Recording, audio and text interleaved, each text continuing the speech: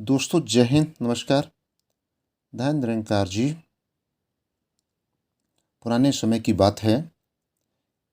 किसी गांव में एक पति पत्नी रहा करते थे, जो कि अपना गुजर बसर चलाने के लिए दूध बेचा करते थे। पत्नी हर रोज सुबह दूध निकालती और पति दूध बेचकर आता, तो दूध बेचने के लिए ये नदी के उस पार जाया करते थे। नदी पार करने के लिए एक नौका आती थी, जो कि सुबह ही वहाँ से राहगीरों को पार लगाती। तो इस प्रकार बहुत अच्छे से गुजारा चल रहा था कि अचानक पति की मौत हो जाती है और उसके बाद पूरी की पूरी जिम्मेवारी इस महिला पर आ जाती है। तो महिला बहुत ही धार्मिक स्वभाव की थी। हमेशा जहाँ भी भजन कीर्तन होता, प्रभु की बात होती, वहाँ बड़े ध्यान से सुनती। तो एक दिन कहीं गांव में भगवत कथा लगी थी और उसमें इसने सुन लिया। स्टेज पर बैठे पंडित जी बात कर रहे थे कि राम का नाम लेने से पत्थर भी तैर जाते हैं।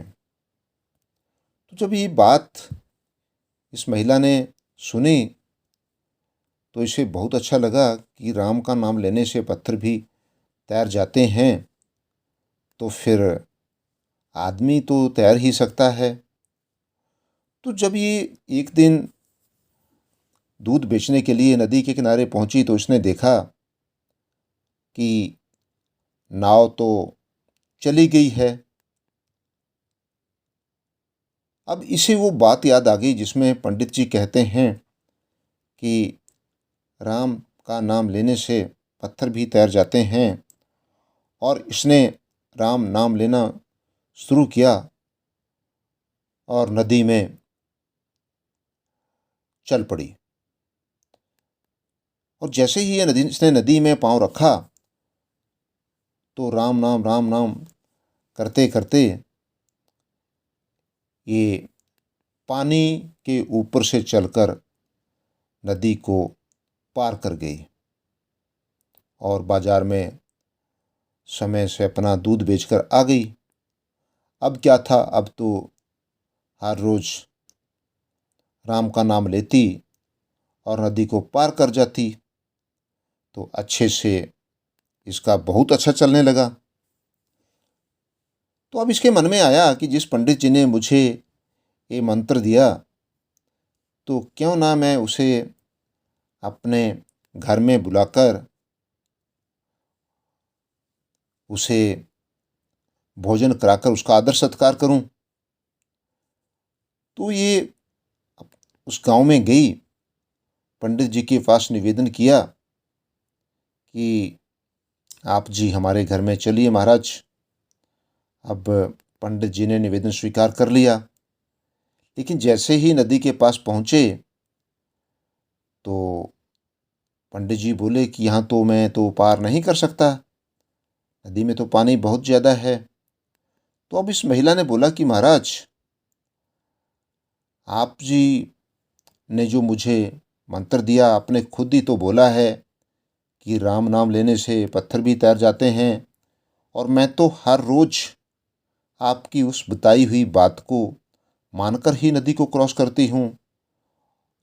और देखते ही देखते महिला चली और नदी को पार कर गई। लेकिन पंडित जी को क्योंकि विश्वास नहीं था, और जैसे ही चलने लगे, तो फिर ये तो डूबने लगे। तो दोस्तों, कहने का भाव ये है कि भोले भाव रिझे रघुराई, परमपिता परमेश्वर भोले भाव से ही खुश होते हैं।